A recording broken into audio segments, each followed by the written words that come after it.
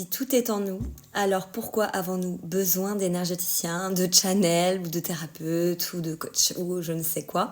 C'est une question qu'une cliente m'a posée récemment et elle a résonné profondément en moi car elle touche à notre humanité, à notre autonomie spirituelle, mais évidemment elle correspond aussi à ma mission de vie. Donc aujourd'hui, je vais répondre à cette question sur plusieurs plans, le plan spirituel, énergétique, psychologique et en pratique. Parce que finalement la réponse, elle est pas si simple, mais elle est essentielle. Avant de commencer, je veux partager quelque chose de personnel. Je me souviens d'un moment dans ma vie où je fuyais constamment, je déménageais, je voyageais, en pensant vraiment que je trouverais les réponses à l'extérieur, avec les autres. Mais les autres étaient aussi, comme moi, perdus dans la tour, à toujours tourner en rond. C'est que plus tard que j'ai vraiment compris que tout était déjà là, en moi.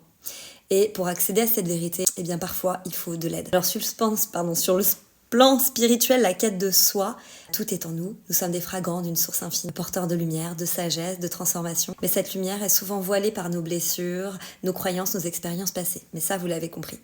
Et c'est là qu'intervient, en fait, les guides spirituels. Je vais mettre le mot guide, énergéticien, channel, thérapeute, etc. Ils ne remplacent pas votre lumière. Ils la reflètent. Imaginez une bibliothèque remplie de tous les savoirs de l'univers, et c'est ce que vous êtes. Mais parfois, les livres sont recouverts de poussière, alors un guide est là pour vous donner les outils afin de dépoussiérer les rayons, de retrouver les trésors. Je vais prendre un exemple tout simple d'une cliente, Marie.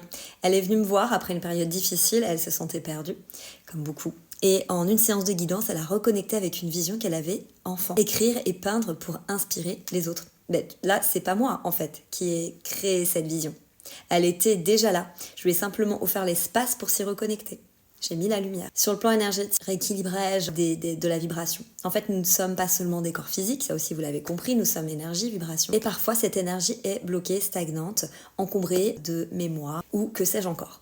Et un énergéticien agit comme un diapason. Il ne fait pas à votre place, il rééquilibre votre vibration pour que vous puissiez retrouver votre mélodie intérieure, votre harmonie. Et là, je pense à Nicolas, par exemple, qui est venu me voir pour des insomnies chroniques et douleurs au genou. Et ça, c'est hyper intéressant.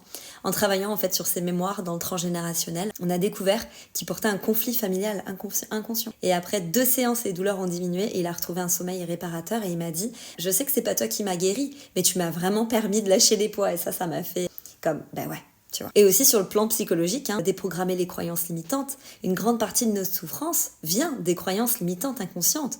Par exemple, je suis pas assez, je mérite pas, tu vois. Bon, je suis pas à ma place, tout ça. Et ces croyances agissent comme des filtres qui déforment notre perception de nous-mêmes. Et donc, les channels, les thérapeutes, etc. posent des questions, offrent des perspectives, transmettent des messages. Et cela casse les chaînes invisibles, et vous aide à voir différemment. Et je pense à Clara, là, ma cliente, qui hésitait à lancer son projet professionnel à cause du syndrome de l'imposteur. Coucou. Lors d'une séance, en fait, un message est arrivé. Pourquoi refuses-tu de voir la femme puissante que tu es? Ça, je me rappelle aussi. Et ce message a déclenché une prise de conscience profonde. Et donc aujourd'hui, Clara, elle a la tête de son entreprise et aide d'autres femmes à se réaliser. Il y a aussi sur le plan pratique, décidément le mot plan, servir l'autonomie. Donc le rôle d'un praticien n'est pas de faire pour vous. Il crée un espace pour que vous puissiez évoluer. Et quand je travaille avec quelqu'un, moi, mon intention est très claire. Je ne remplace pas sa lumière, mais je l'amplifie. Donc c'est plutôt être un pont et pas une béquille, tu vois. Et je vais prendre l'exemple de Sophie, une cliente régulière qui m'a un jour confié « J'aimerais apprendre à faire ça moi-même ». Et donc, je lui ai proposé de suivre une formation énergétique. Et aujourd'hui, elle partage son savoir avec les autres. Et c'est ça, la transmission. Créer des vagues d'autonomie et de transformation collective. Transformation collective. Donc, en conclusion, nous sommes tous entre deux mondes, l'invisible et le visible.